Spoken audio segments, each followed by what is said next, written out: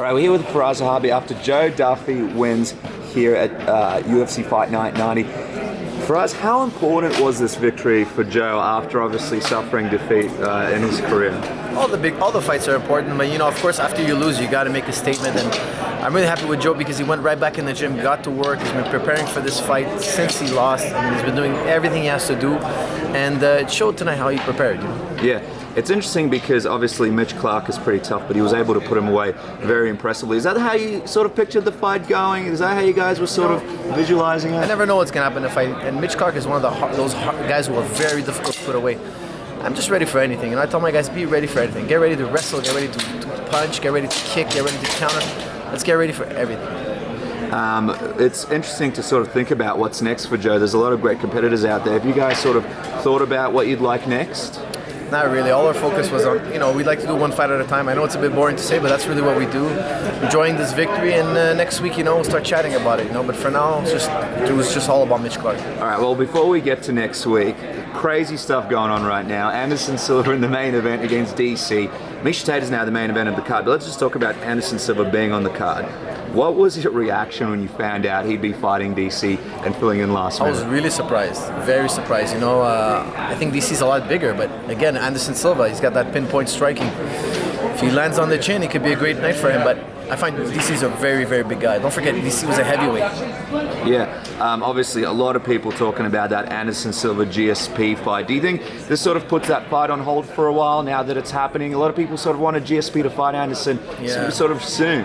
Yeah, I think it puts it on hold for sure. I think there are other options for George. Again, it's up to UFC and George's management to decide.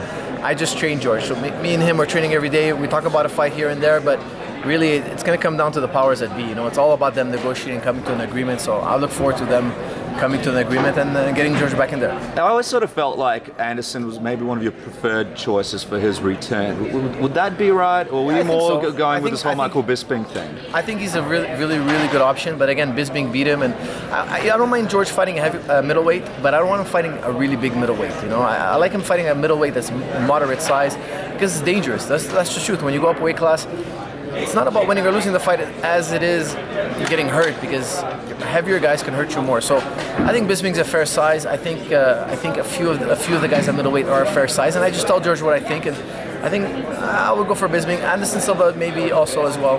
Yeah. Sure. Would you be okay with George becoming the middleweight champion in the UFC? Of course, I'd welcome it for sure. But the thing is, I don't think George is ever going to be a true middleweight. He's not naturally that big. So, I think he could do it for a little bit, but if he keeps rolling that dice at middleweight, he could get hurt because those guys are a lot bigger than him.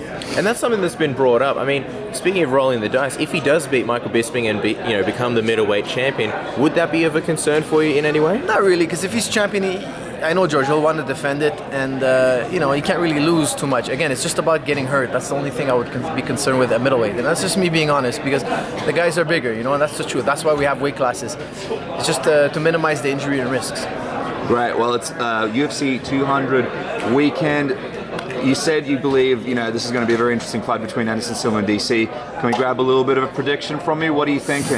I got to go with DC because he's been preparing, right? He's been preparing for Jon Jones. He's preparing for a long striker.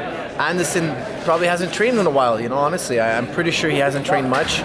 He was probably resting, saw this golden opportunity. I don't know if he has any preparation, but again, I have much respect for him because he saved the card. He's got that pinpoint striking, so that's what I think the card he's holding. But again, I think the odds are stacked against him. And just lastly, you cool with this not being a title fight?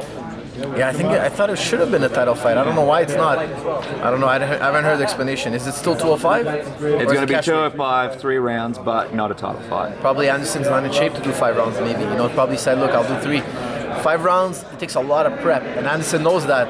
He knows that it's 5 rounds is something you really need to get ready for. Well, thank you very much, Firas, and thanks for your time. Thank you.